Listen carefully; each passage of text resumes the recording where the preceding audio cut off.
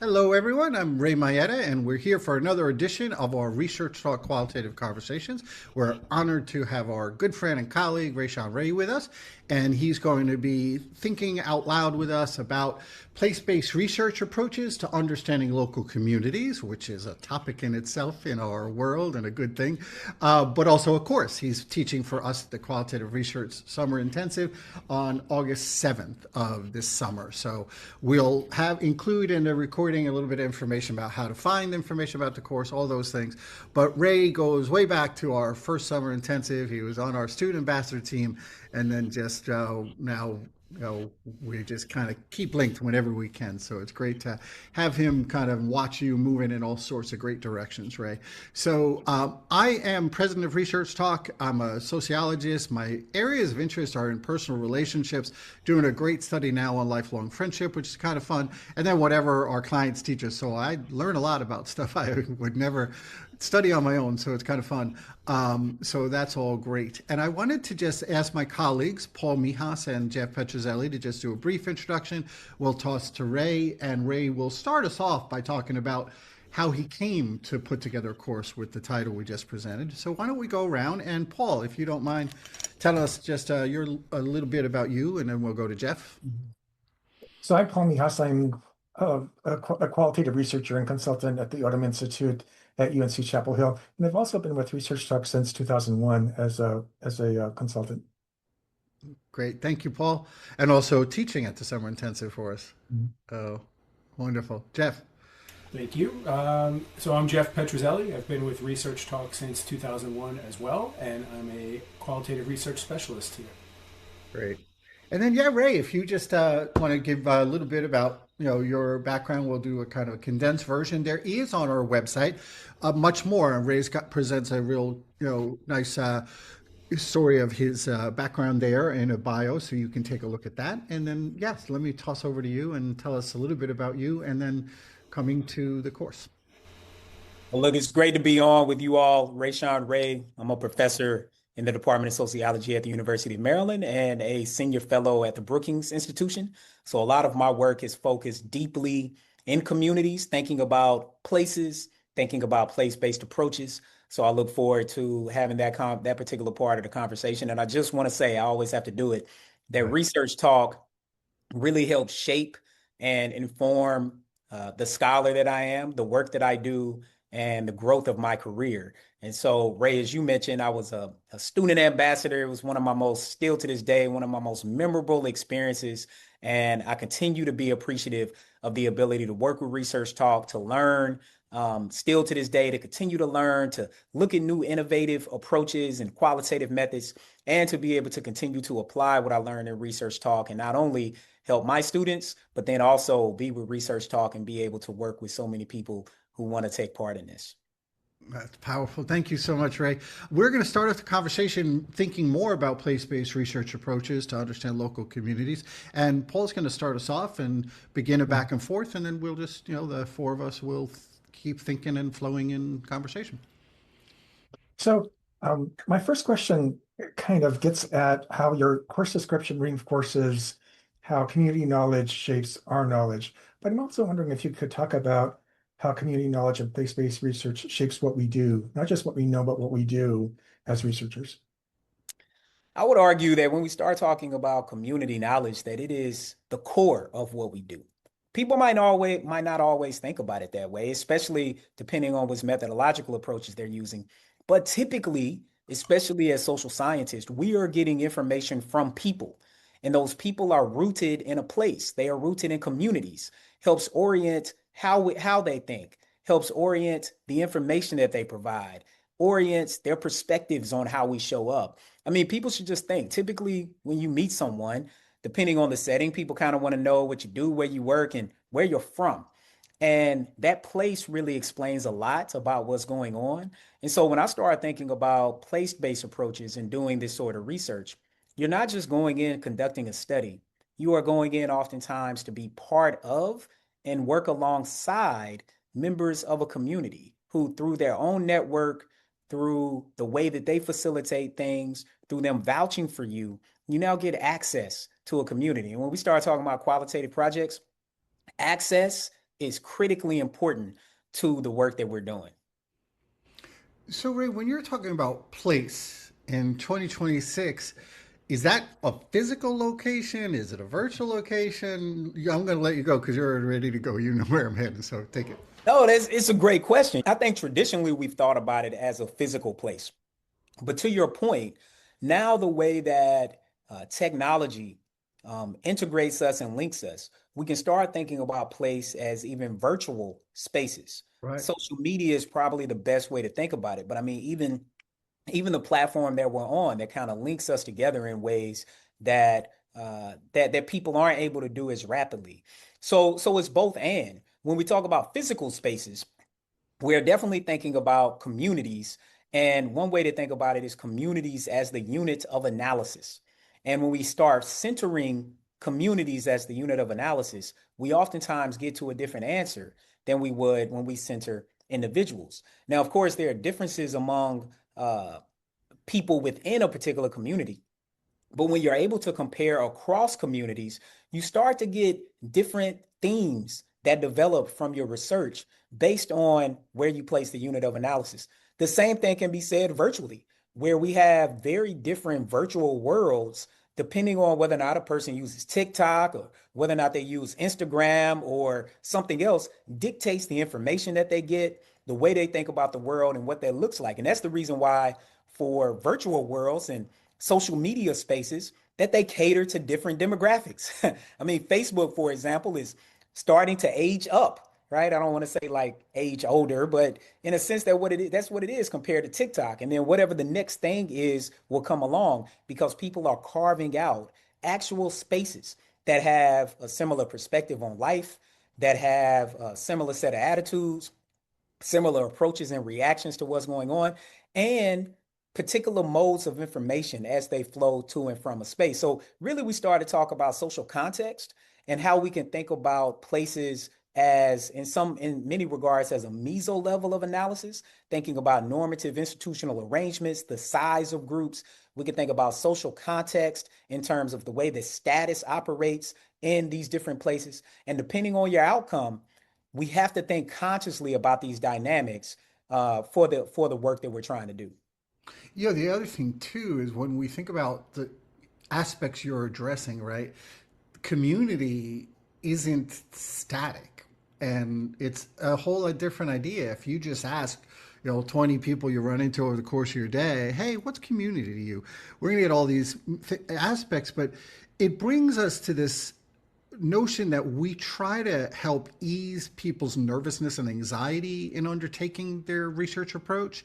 And we think about challenges. So this idea of communities and evolving kind of more moving target to understand could fit that. But when you think about aspects of understanding local communities, what has been challenging for you in your efforts to learn and integrate all this kind of stuff in shaping your work?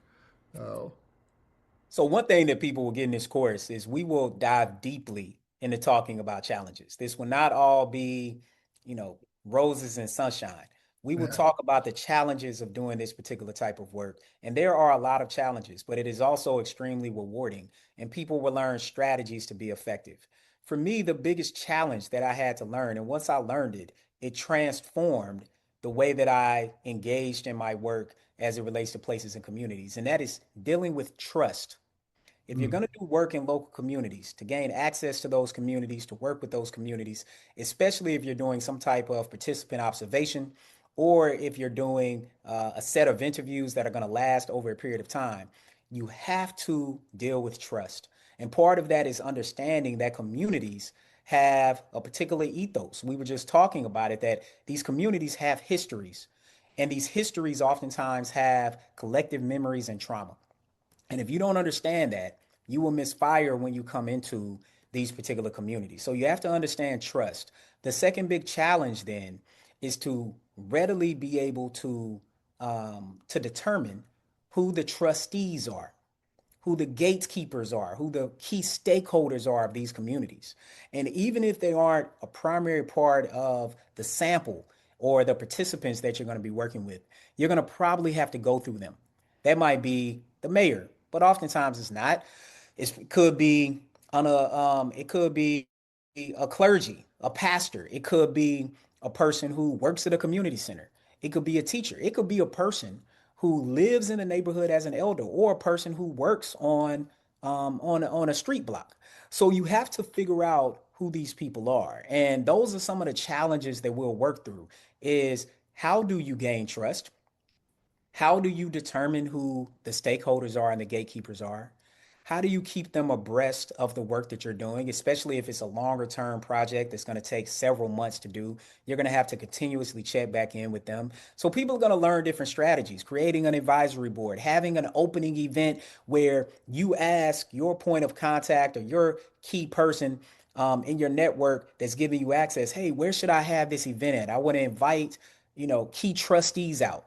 And which caterer should I get? So instantly you have curated an environment where you know what's going on. And finally, the biggest thing people will also learn when it comes to gaining access and dealing with some of these challenges is you oftentimes have to do that before you actually want to start collecting data. Your project is started, but you haven't started collecting data. And a lot of people view their projects as starting when they collect data. No, there are a bunch of things you have to do before then. So we'll walk through those challenges and all of the things that you have to do up front to try to make sure that when you get to collecting data, that your data are rich, that they represent the community, and that you're working with the community and the community isn't necessarily working for you, which are two different things. So all of these efforts you're describing, the kind of learning the who, the players, the situation, it's not just so you can set the logistics of the study. This is their findings, right? This is content that's part of what you put forward as you move toward what comes out of this project, aren't they? Most definitely. I mean, everything that we're talking about, one of the things methodologically, and I learned this from you all, is when we think methodologically from a qualitative standpoint, I think any project should be set up where your methods section is a roadmap. It is the instruction guide that if someone else was going to do it, that they could replicate it. Now, it doesn't mean that one person isn't, savvier than someone else or something somewhere along those lines, but you want to be able to write down and document what you did because that is what research ultimately is. So everything that we're talking about are steps that people learn about access to a community, about learning community-based participatory research approaches, where there are a set of principles for how you not only learn the community, but you also start to learn yourself.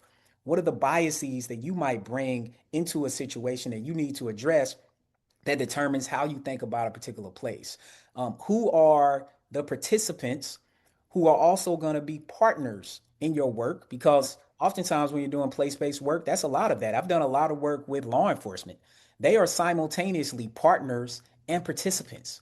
That is a challenge. And that is a challenge that people will learn in this class on how to disentangle and how to deal with it. And in many respects, some of the ways that the strategies that they're going to learn in this class, some of the principles from community-based participatory research approaches, what they're going to also learn is how to triage. That is just a big thing with qualitative work. It's something happens that you didn't expect, that you did not control, but fundamentally impacts your work. So again, studying policing, it could be a use of force incident in a community where I'm collecting data and completely changes. Not only law enforcement wanting to talk to me, but people in the community want to talk to me. And then it changes how they talk at that moment. So there are a bunch of things that we have to think about from a place-based perspective. And part of what people will get in this class are a set of examples from different types of outcomes: policing, health, education, other topics, social media, where I've done work that really thinks about place in this way and takes a similar approach. And people will learn how to think about these different outcomes by using a similar approach to thinking about place-based strategies. Jeff, let me invite you in.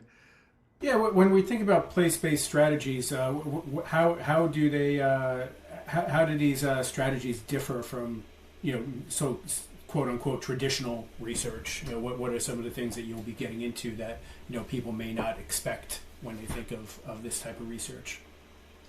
Yeah, I think one of the biggest things is really that contextual awareness. Is learning to really develop a deep set of awareness and strategies for the social context, the cultural, the social, the environmental aspects that happen with community-based research. And again, that goes back to centering the community as the unit of analysis. We have a different approach when we do that. We get to a different answer when we do that. And I think part of thinking through these particular strategies is people will also learn what the consequences are if you don't necessarily follow certain approaches. One of the things about research that oftentimes happens is we read a paper and it seems like everything went amazing. And that's not how things operate.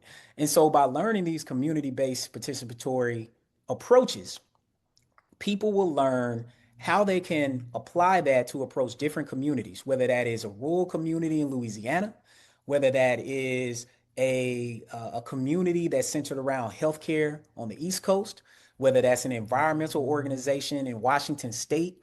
The approaches and the principles will be similar. People will also learn how to be inclusive. And part of what that means is being inclusive of your participants.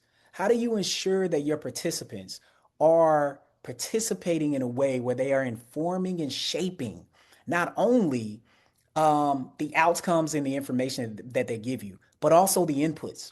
And I think in that regard, even if people are just doing an interview-based study, they are drawing upon certain principles from an ethnographic approach about how to think about place and how to root themselves there. And so the approach and of how people are thinking about it is one big thing that they will learn. And then they will get several examples of different types of studies that had different types of outcomes, that had different processes that use the same framework by which to make sense of what they were doing.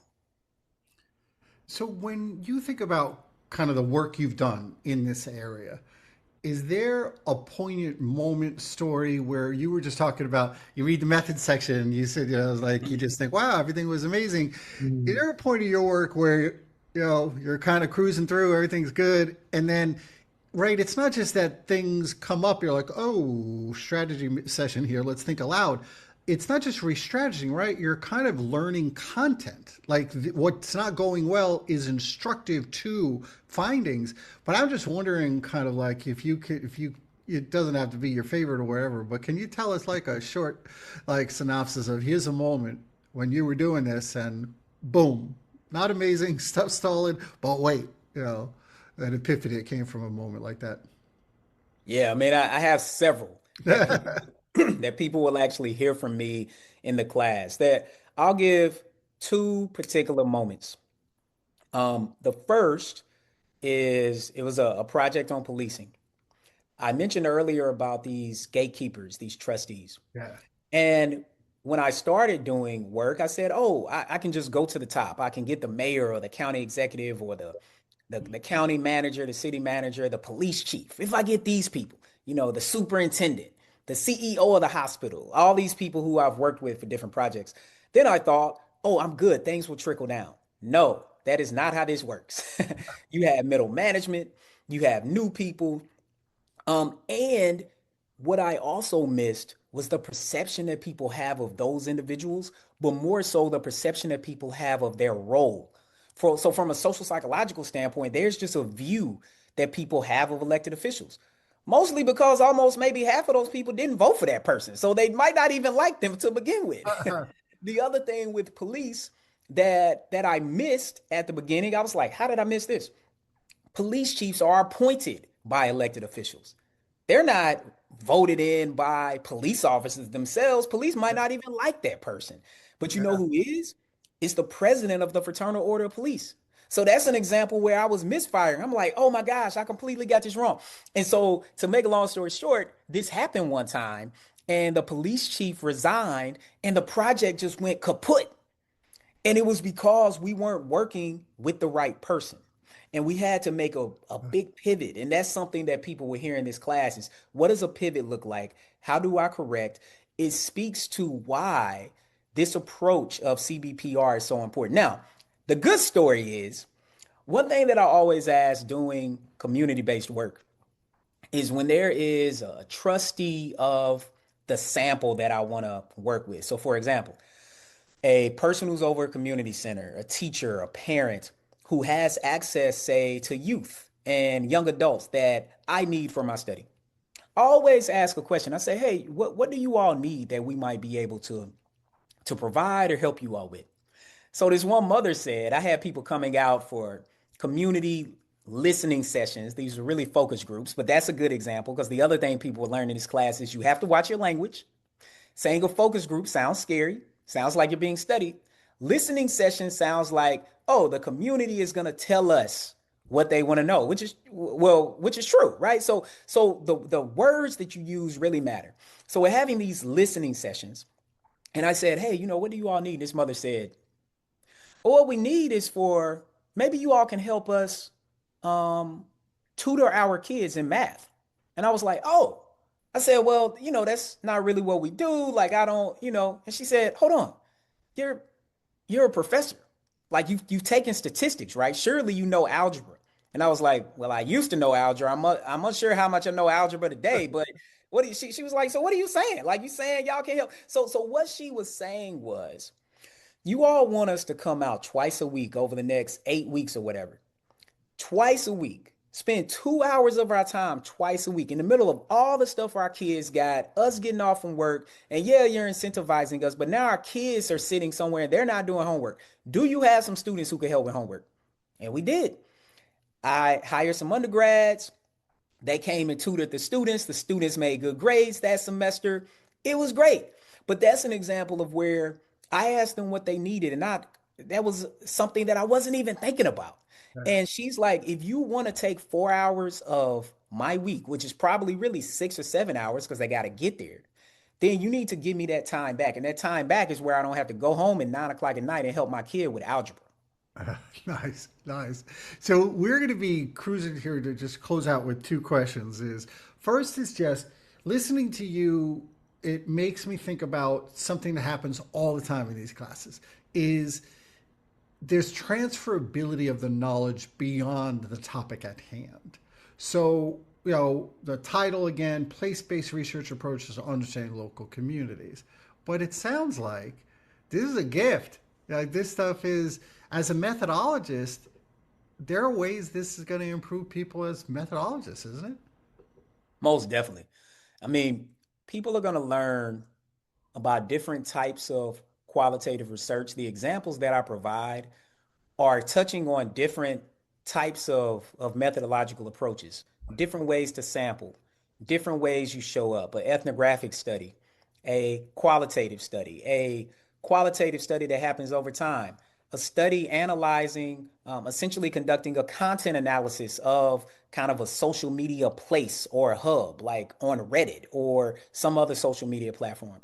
And the applicability is going to be usable, I think, throughout people's careers, where they're going to be able to pull on the strategies and principles of what they've learned. And what I hope they do is, as they start a project, they will think, if I center community as unit of analysis, what is community for this particular study?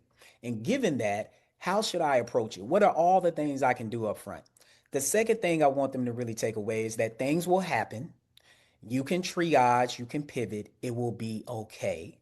And the third thing I want them to learn is the engagement strategies and then some of the dissemination strategies for how we can better translate our qualitative work. I think we downplay the extent to which narratives and words matter, and they matter now more than ever. We are able to tell stories and highlight people who represent these communities in ways that get undervalued, especially when we start talking about marginalized people. So we would talk about what are the ways that we, again, walk side by side with community members. For example, some of my work has had policy implications. And there have been times where I've taken community members with me to speak to a school board, to speak before the state legislature, to speak before individuals who are making decisions on these people's lives. So as we do our work, part of the through thread is thinking consciously and continuously about the decisions that we make so that we best represent the communities that we're in. So that two things. First, when we leave, they say, I look forward to seeing what they produce, and you share that back with them. And then secondly, when you go back, they're ready for you to come back. That you've built a relationship that you say, hey, look what we did the first time. Now I have another study and I want to continue working with you. Nice, beautiful. And just before Jeff closes us out with one last question, I wanted to point out when you were just talking about the existence of something that threads through is in all our projects, right? So that's just another insight that you just dropped, which I think is just so powerful. People would be mindful of. You find it, you shape it, you reshape it, it's all that. So yeah, so Jeff's got to close us out with a final question, and then we'll go from there. Yeah, so just to close, just would like to hear your thoughts, just more generally, globally, why qualitative in 2026? Look, why not qualitative in 2026? Hey, look, what are we doing? I mean, I think that one thing is clear. I'll say it this way. I'll make a little pivot here. That we are currently in a society where there's this perception of an over-reliance on large language models, on kind of large quantitative data. And what people miss is it is literally called a large language model. The language, the words, the narratives. I read an article recently that stated that one of the most sought after groups of people for these large tech companies are people who majored in English, people who majored in communications, people who majored in social sciences, because that is missing. The context is missing. And when we start talking about the qualitative, we are able to bring forth the context of what is behind a word that a person uses or what is behind a supposed number that came from aggregating a set of words together. And I think that that cannot be overstated because we help people to interpret and understand what is happening in society. And I think that comes from the words that people have that come out of their mouths, that we are able to take and analyze, where we can observe how people are living in local communities. And we have methodological approaches that allow us to be better at being able to explain some of the outcomes that we see. Beautiful. Thank you so much, Ray. There's just such richness and texture, and it's a dynamic, moving world. And you're really, over the course of like all your projects, you're always aware of that and choosing a methodology that helps capture that, but also kind of you get into a dance with it, with your work. It's beautiful. So thank you so much for your time. Looking forward to August 7th when you'll be presenting your course. And thank you again, my friend. It's always wonderful to be spending time with you. Thanks for having me.